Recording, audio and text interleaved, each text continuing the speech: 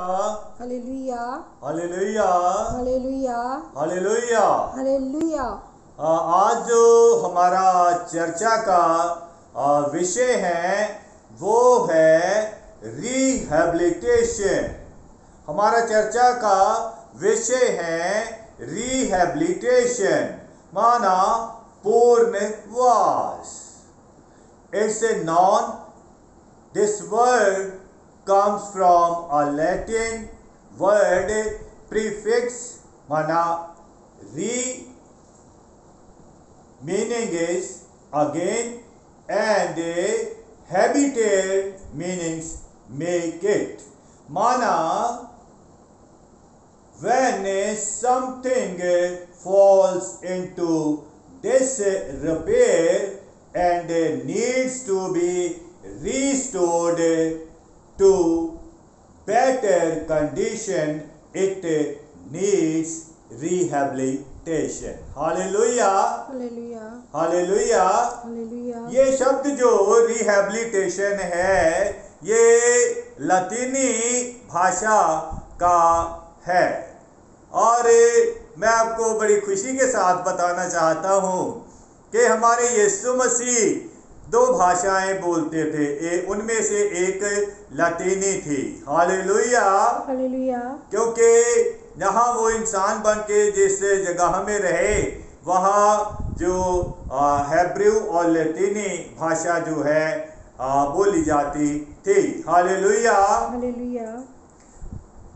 हमें जिस पे चर्चा कर रहे हैं वो है रिहैबिलिटेशन, और ये जो इस वर्ड का जो ओरिजिन है ये लतीनी भाषा का एक शब्द है प्रीफिक्स, यानी री माना दोबारा बनाना, और फिर उसका दूसरा हिस्सा है हैबिटेट मीनिंग मेक इट, माना के दोबारा बनाना।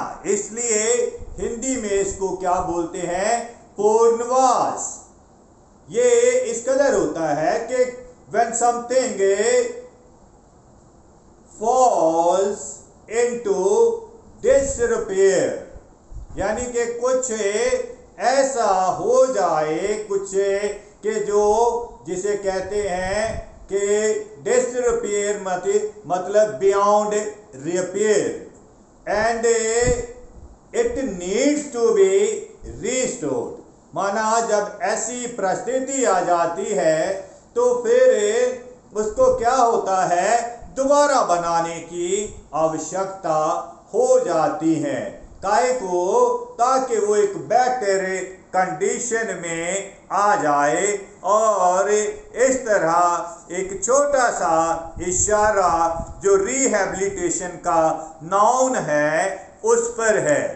Hallelujah, hallelujah. अब रिहैबिलिटेशन का वर्ब है, क्रिया वर्ब, उसका माना होता है to restore someone to their former state, reputation, possession, vindicate, to restore the reputation or image of a person, concept, etc.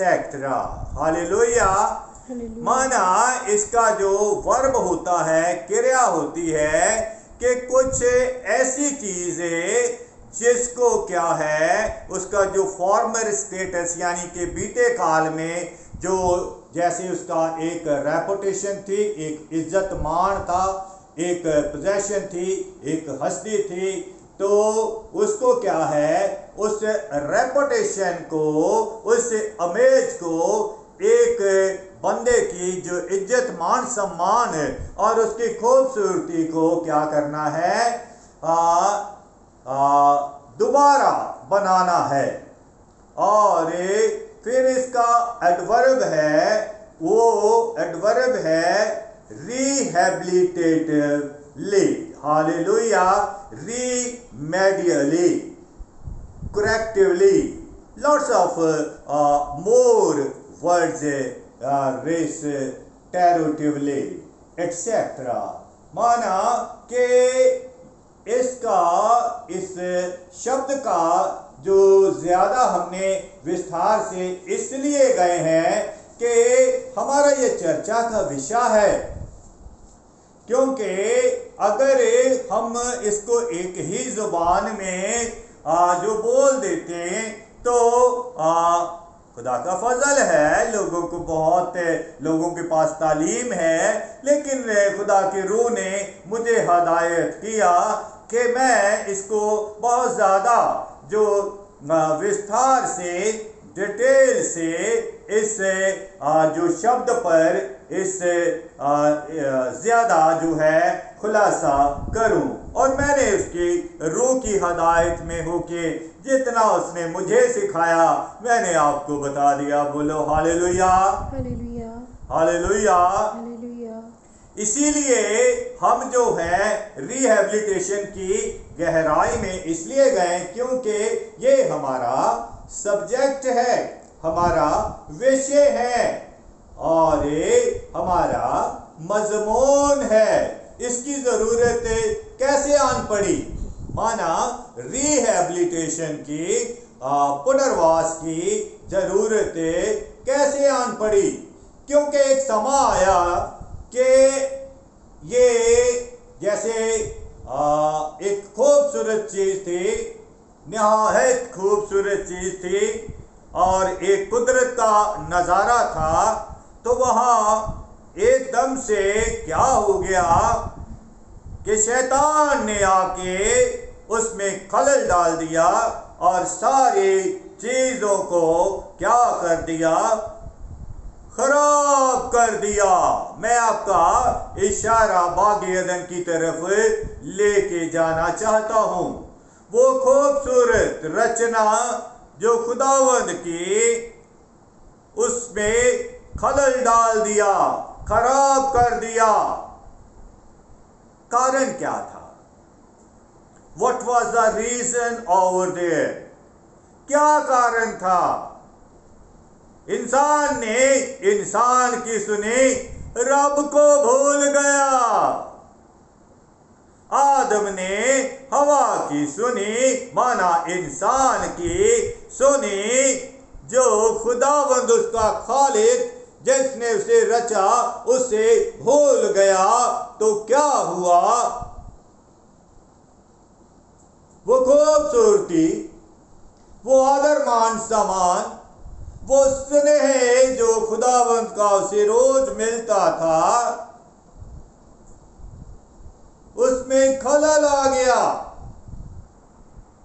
फिर आवश्यकता हो गई कि इसको कैसे संवारा जाए, इसको कैसे निखारा जाए, इसको कैसे फिर से जो है रिहैबिलिटेट किया जाए। आवश्यकता आन पड़ी। अगर गुनाह ना आता तो शायद रिहैबिलिटेट करने की जरूरत या नौबत ना आती, लेकिन आया। तो खुदा जो अपने वादे का अटल है, खुदा जो उसके काम होते हैं जैसे वो हमेशा जो है रहने वाला है, ऐसे उसके काम हमेशा स्थिर रहते हैं। तो उसने रिहैबिलिटेशन जो है उसका काम आरंभ कर दिया। Hallelujah, hallelujah. तो ये जब इंसान ने शैतान की, इंसान ने इंसानों की बातों को ज्यादा अहमियत दी, तो फिर क्या हो गया?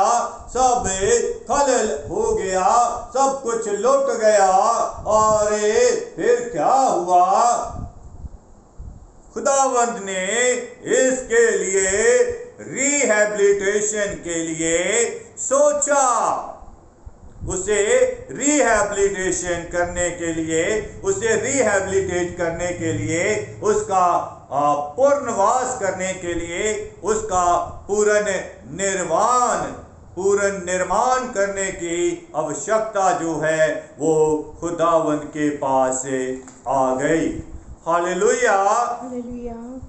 हालेलुया। हालेलुया। मैं चाहूंगा कि मैं और आप अपनी आंखें बंद करके एक तसव्वुर करें, एक अपने आप में इमेजिन करें, एक अपनी आत्मा में होके सोचें कि कैसा खूबसूरत वो मंजर होगा जहां मनुष्य रहा करता था।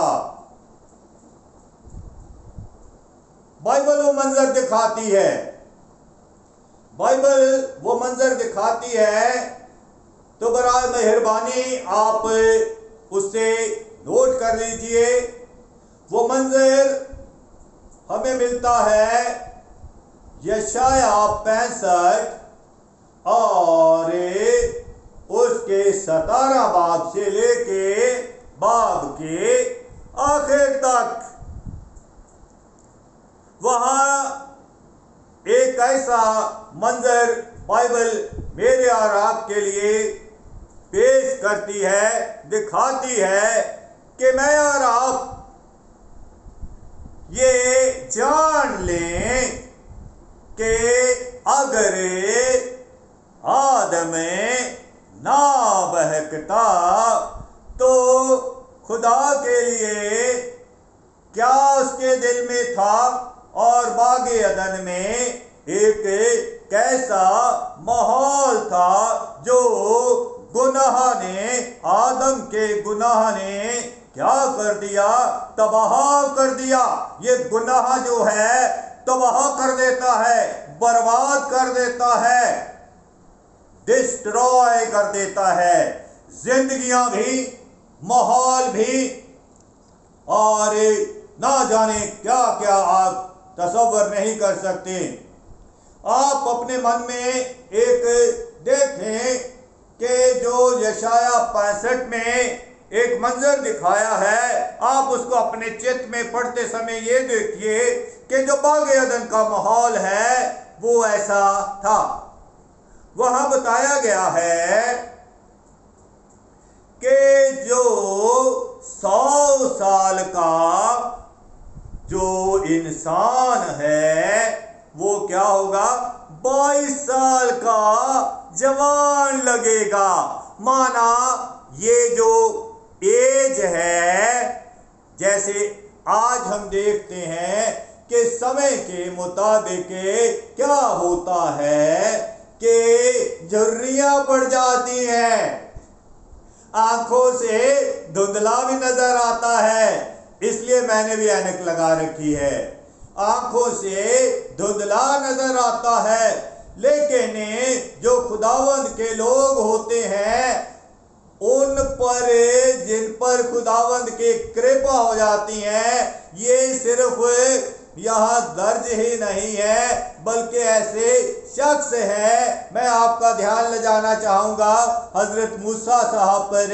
उनके लिए यो बाइबल में दर्ज है कि उनकी आयु 120 साल की थी और 120 साल में उनके चेहरे पे झुर्रियां नहीं पड़ी थी और ना ही उनकी आंखें धुंधली हुई थी और हर प्रकार से वो शक्तिशाली थे।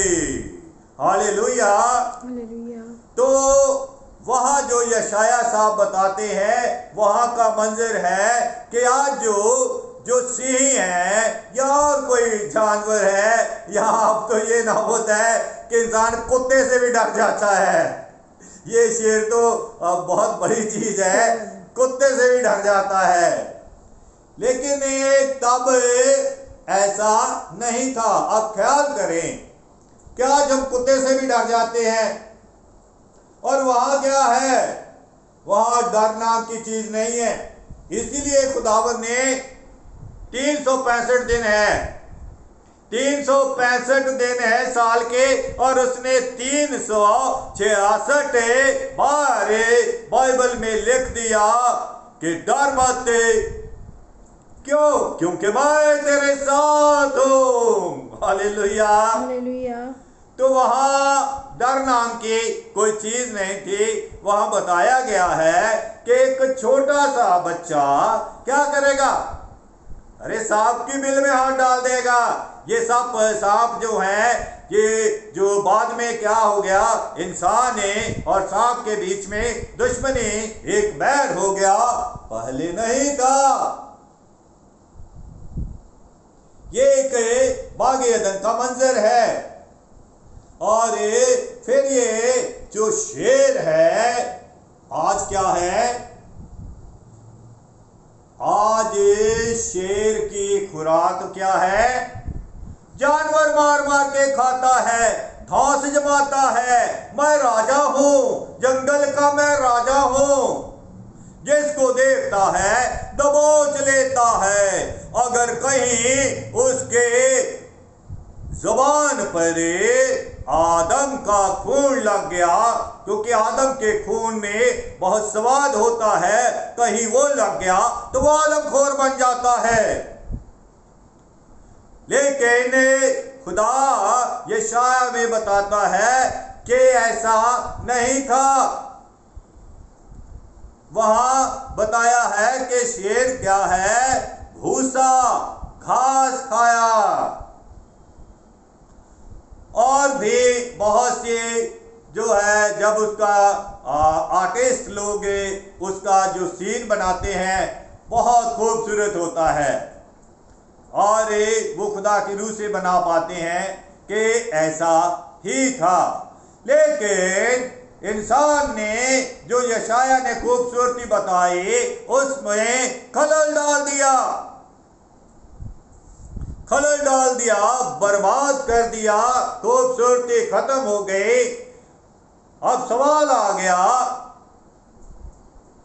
कि इसे रिहैबिलिटेट किया जाए। क्यों? क्योंकि मैं आपको बताना चाहता हूं, यशाया 66 और उसके एक से 2 आयत आप सामने रख लीजिए। वहां लिखा है, आकाश मेरा सिंहासन है और जो जमीन है वो मेरे पैरों की चौकी है। और कैसे गंदी जमीन पर, कैसे आलूदा जमीन पर, कैसे खुदावंद पैर रखता, कैसे वो इस जमीन पर आके इंसान को ब्लेस करता। क्योंकि जमीन जो है, बाइबल कहती है कि इस जमीन को मानव ने, आदम ने क्या कर दिया, खराब कर दिया। कैसे रखता, जमीन को खराब कर दिया। तो खुदावंद जो है खराब चीजों को सीधा करना जानता है। जब वो मिट्टी से लेके आदम को बना सकता है, तो वो जो बिगड़ी चीजें हैं उन्हें भी संवारना जाता है। इसीलिए दावा देता है कि ऐ गुनहगारों, ऐ पापियों, मेरे पास आओ, मुझे तुमसे मोहब्बत है, नफरत मुझे उससे है जिसके द्वारा तुम नाश हो सकते हो, जिसके द्वारा तुम बर्बाद हो सकते हो, क्योंकि ऐसा हो चुका है। और आओ, मैं क्या करूंगा, मैं क्या कर दूंगा, रिहैबिलिटेट कर दूंगा। गुनाह, आलूदगी, पापमय बातें सब दूर कर दूंगा। हालेलुया। एक हल्का सा गीत मुझे याद आ रहा, मैं जरूर गाना चाहूंगा। आ जाओ पास मसीह के तुमको मसीह बुलाता है। हालेलुया। रिहैबिलिटेशन की जरूरत पड़ गई, और जरूरत कैसे आन पड़ी ये मैंने देख लिया, और एक तसव्वुर भी मैंने और आपने कर लिया। और उस रिहैबिलिटेशन के लिए मेरे अजीजों, हमारे खुदावंद ने क्या किया, अपना लख्ते जिगर, अपने दिल का टुकड़ा। माना यीशु इस दुनिया के लिए, मेरी और आपके रिहैबिलिटेशन के लिए निसार कर दिया कि मेरे और आपके गुनाह से, जो गुनाह के धब्बों से शक्ल बिगड़ गए थे, वो संवर जाए।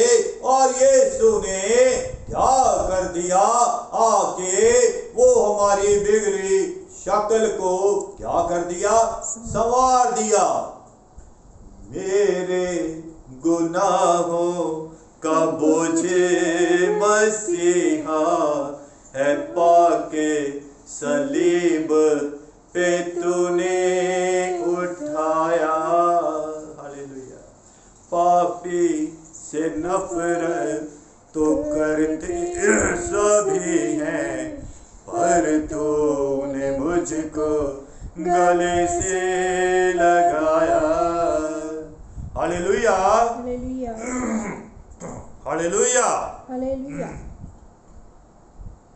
इस गीत की एक लाइन है, लाखों शक्ल पे थे धब्बे, हालेलुया, कि मेरे गुनाह थे भारी, हालेलुया, पर तूने पाके मसीहा, हालेलुया, मेरी बिगड़ी शक्ल है सवारी। हालेलुया।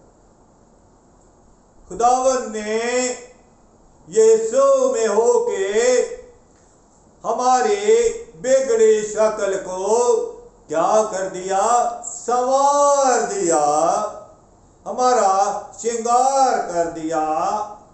आज क्या है, आज यीशु हमारा दुल्हा है, और दुल्हा हमेशा इस बात की दुल्हन से तवक्को करता है कि मेरी दुल्हन जो है बहुत खूबसूरत हो, उसके चेहरे पे कोई भी दाग या धब्बा ना हो। हमेशा चाहेगा कि मेरी दुल्हन जो है हमेशा मेरे कहने कार में रहे। दुल्हने का जो वृतांत है सब उपदेशक में आगे चल के एक आखिर में बताया गया है कि जो अच्छी दुल्हन होती है वो क्या करती है, सुबह उठ जाती है, रात को देर से सोती है, अपने शौहर का, अपने दुल्हा का मान बढ़ाती है, समाज में उसकी इज्जत बढ़ाती है। और ऐसी ही तवक्को, ऐसा ही खुदावंद यीशु जो मेरा और आपका कलीसिया का दुल्हा है, अगर वो आपके लिए ऐसा ख्याल रखता है तो क्या बुरा कर रहा है, क्योंकि मेरी और आपकी रिहैबिलिटेशन के लिए ये जो आपका पाठ है, आपने उसके लिए सजना है, संवरना है, तैयार रहना है, और फिर वो अपनी पवित्र आत्मा और उसकी शक्ति से क्या कर देगा। निकोदेमुस से कहते हैं कि जब तक मनुष्य बाप, बेटा और पाक रूह के नाम में बपतिस्मा ना ले तो क्या होगा, उसका नवीनीकरण नहीं होगा, उसकी रिहैबिलिटेशन नहीं होगी। वो रिहैबिलिटेट करने के लिए मेरा और आपका बाप, बेटा, पाक रूह में गुस्ल करके रिहैबिलिटेट करना चाहता है। आपने देखा होगा कि यीशु ने कैसे ये पूरी दुनिया में ये जो रिहैबिलिटेशन का काम किया। कोई अंधा मिला तो उसने देखा ही नीड्स रिहैबिलिटेशन, आंखें दे दी, रिहैबिलिटेशन। कोई लंगड़ा था, उसने देखा ही नीड्स रिहैबिलिटेशन, उसे लंगड़ापन दूर कर दिया। और यहां तक कि कोई मर गया, कोई चांस नहीं रहा, लेकिन उसके पास चांस हमेशा होता है। जैसे इंसान का जिस्म मर जाता है, ऐसे इंसान का ज़मीर भी मर जाता है। वो मरे ज़मीरों का भी रिहेबिलिटेशन करता है, क्योंकि जब इंसान का मरा हुआ ज़मीर जाग जाएगा तो वो क्या होगा, आत्मिक तौर पर उसका रिहेबिलिटेशन हो जाएगा। और यीशु मसीह के नाम में मेरे अजीजों, सिर्फ शरीर की चंगाई नहीं है, आंखों की रोशनी नहीं है, लंगड़ापन ठीक कर देना नहीं है, कुबड़ों को सीधा कर देना नहीं है। अरे ये तो डॉक्टर भी कर सकते हैं, ये कौन सी बड़ी बात है। यीशु मसीह जो है वो क्या करते हैं, मनुष्य का रिहेबिलिटेशन शारीरिक तौर पर, मानसिक तौर पर और आत्मिक तौर पर करते हैं। और क्या है, इसीलिए कहते हैं कि he is a great physician, वो आला वैद्य है, क्योंकि उसके पास आसमान और जमीन का अख्तियार है। मत्ती 28:18 में बताया है कि यीशु के पास इख्तियार है, वो रिहेबिलिटेट कर सकता है। तभी तो जहां जाता था तो सारी गड़बड़ जो है वो क्या है, उछलने लगती, शैतान डरने लग जाता था, क्योंकि वो जहां जाता था उसने रिहेबिलिटेशन करना था, उसका मिशन था रिहेबिलिटेशन करना। और वो जाके क्या करता था, भटकी रूहों को राह और जो बीमारी और तरह तरह की दुष्ट आत्माओं में जकड़े हुए हैं, उनको आजादी दे के रिहेबिलिटेट कर देता। जैसे मैंने और आपने देखा है कि दोबारा आपने सुना होगा कि लोग अक्सर कहते हैं कि he is born again, कहते हैं that was rehabilitation, that was rehabilitation।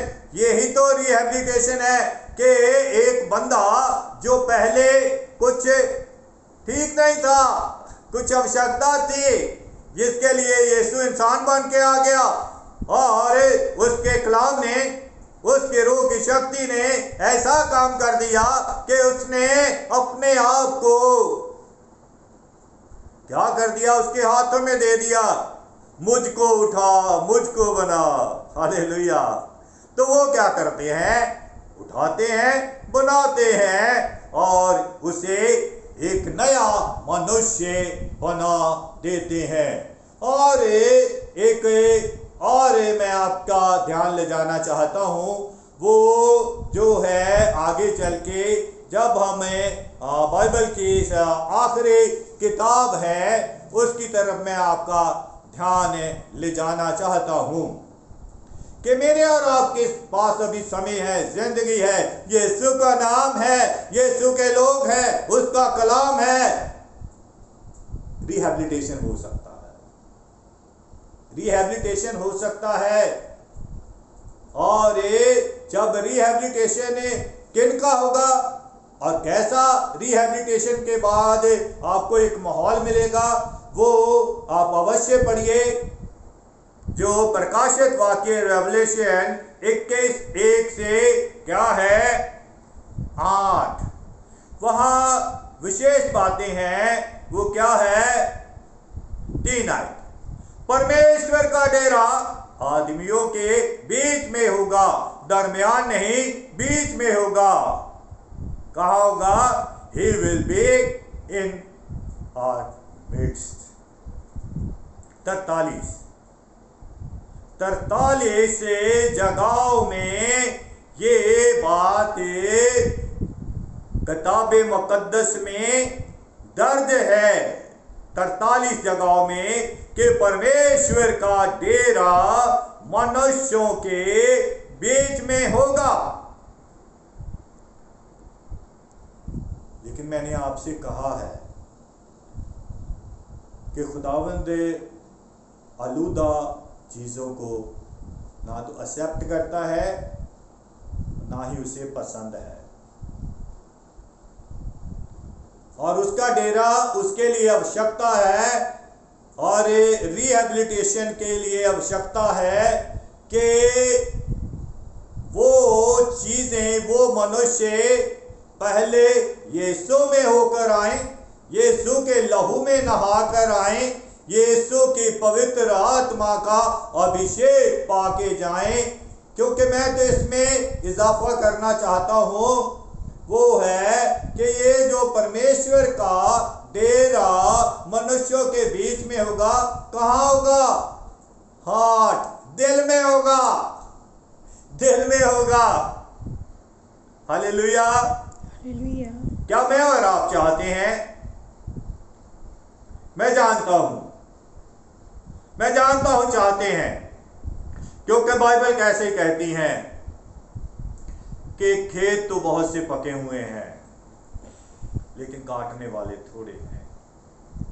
खुदा को पता है कि दुनिया तड़प रही है गुनाहों में, दुनिया तड़प रही है, और वो चाहते हैं कि सबकी रिहेबिलिटेशन हो जाए। और रिहेबिलिटेशन के लिए यीशु और यीशु की राहों पर उसकी मोहब्बत में बंध के उसके प्रकाश में चलने की आवश्यकता है। लेकिन मैं आपको सावधान भी करना चाहता हूं कि अगर ये चीजें मुझ में और आप में या किसी में भी विराजमान है, तो इसको हमने क्या करना है? तज करना है। प्रकाशित वाक्य 21 और उसकी 7 आयतें जो है आप अवश्य पढ़ें। फिर और आगे चल के जो है सावधान करने वाली, वो है 21 बाब की 8 आयत। खुदा ना करे कि किसी का भी उस श्रेणी में नाम दर्ज हो जो 21 की 8 है प्रकाशित वाक्य की। क्योंकि यीशु और यीशु के लोग जो जगह जगह जाके उसके वचन की मनादी करते हैं, कष्ट उठाते हैं, जिल्लत उठाते हैं, लोग वचन सुनने को तैयार नहीं होते हैं, वो इसीलिए कि मैं और तमाम जो खुदा के लोग, उसके दास ये चाहते हैं कि कोई भी 21 से बाब प्रकाशित वाक्य उसकी 8 वाली श्रेणी में ना आए, बल्कि उसमें आए जहां यीशु मसीह कहते हैं कि जहां मैं हूं वहां तुम भी रहो।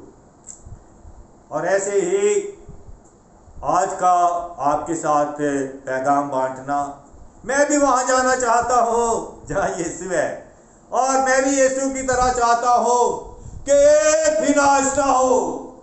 हालेलुया। एक भी नाश ना हो। यस।